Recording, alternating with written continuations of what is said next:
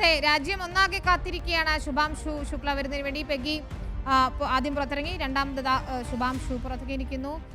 ഇനി ഏറ്റവും നിർണായകമായ മൂന്നാമത്തെ യാത്രികൻ, മൂന്നാമത്തെ ആളും ഇതാ.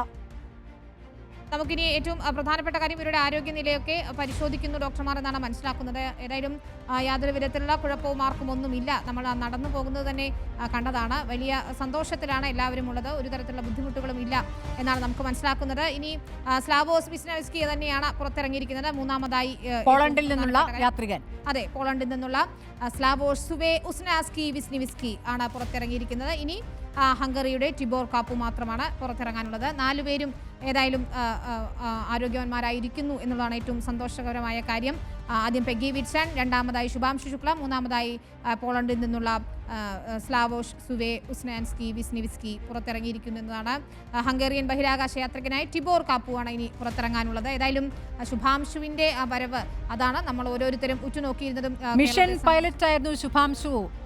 അതാണ് ഈ ദൗത്യം നിയന്ത്രിച്ചിരുന്നത് തന്നെ ശുഭാംശു ശുക്ലയാണ്. ഇതിൽ ഏറ്റവും നിർണായകമായ കാര്യവും അത് തന്നെയായിരുന്നു. ഇപ്പോൾ ആക്സിയം ടീമിന്റെ മുഖത്തെ ശുഭാംശുവിനെ പിടിച്ചുയർത്തുമ്പോൾ ആക്സിയം ടീമിന്റെ മുഖത്തെ ആ ഒരു പുഞ്ചിരി കൂടി നമ്മൾ കാണുകയാണ്. എല്ലാം ശുഭമായി പര്യവസാനിച്ചതിലുള്ള ആ ഒരു ആശ്വാസ സന്തോഷ ചിരി അവരുടെയൊക്കെ മുഖത്തുണ്ടായിരുന്നു.